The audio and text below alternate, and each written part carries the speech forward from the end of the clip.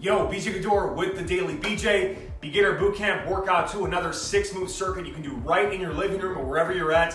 All we need today is your body weight and a pair of dumbbells and access to a couch, bench, chair, ottoman to elevate our shoulders for the hip thrust. Dumbbell-wise, start with a pair of 10 to 25 pound dumbbells.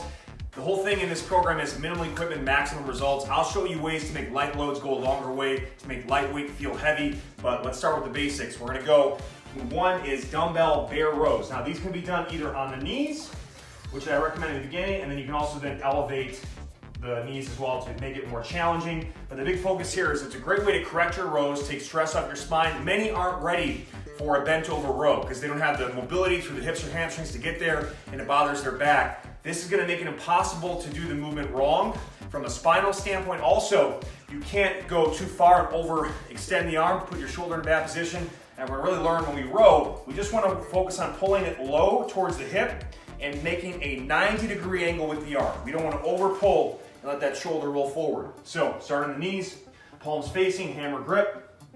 Everything's nice and lined up. And then from there, I'm gonna not only pull with one arm, but I'm gonna push down with the other. There's a push-pull effect here to really activate the entire shoulder girdle and stabilize. So I'm locked in, pull, squeeze, lower and control. Pull, squeeze, lower and control. Push, pull. Keep that chest up, push, pull, all right?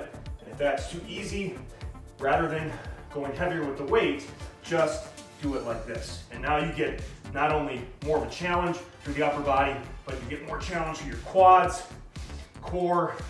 Love this exercise to really learn how to row and get some more core strength, all right? From there, we go right to the floor press.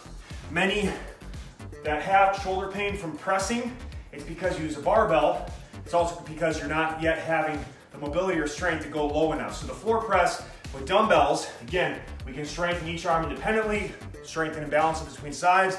Also, it allows us to take that more shoulder and wrist-friendly hammer grip, and then we never go too low, all right? So it's just a way to strengthen not only the top half of that press, but also kind of learn the movement, and then we can eventually do the 4-range of motion later. Also, you don't need a bench, right? So very cool that way. So I'm gonna start at the top, gonna get my, kind of pull my ribs and shoulders down into the, pull the ribs and shoulders down, and then hug the floor with your upper back. Try to hug it.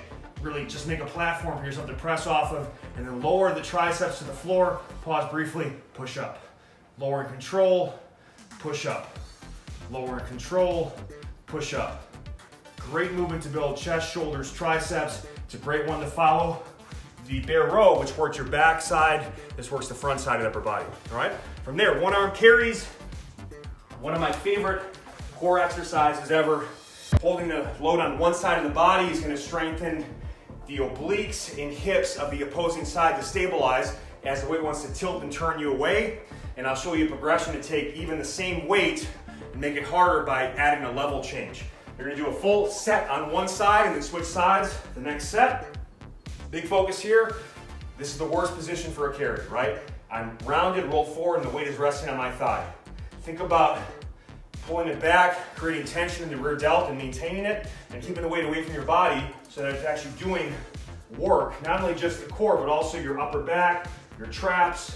Keep the rib shoulders on, abs engaged. And I like to think about taking a line, a little sobriety test here, and then tracing that line nice and slow and stable. You're gonna improve your gait, and this will make you stronger and more stable in almost every other exercise that you do.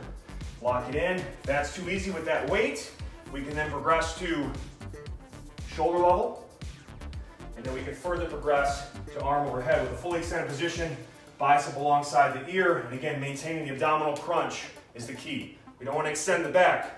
You hold in that position and you lock it in, and then you would switch sides and repeat. That looks a lot easier than it is, trust me.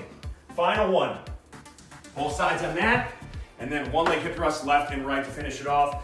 Elevate yourself on a couch, bench, chair, ottoman. This is gonna allow you to get more range of motion than off the floor. Also more quad and glute activation. Very easy on the knees though as well. Not only is building the butt gonna help your knee safety and stability down the road, but it's less stress in these for those that have some wear and tear. And a lot of beginners do, right? They have trouble.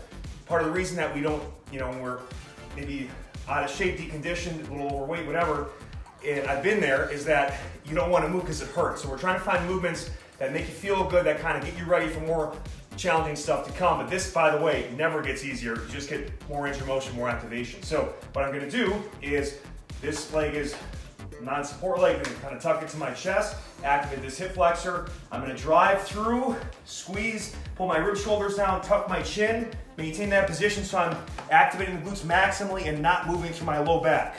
And then I'm gonna lower and control. Notice I've got a nice vertical shin position on that work leg. That's the key to really maximizing glute activation.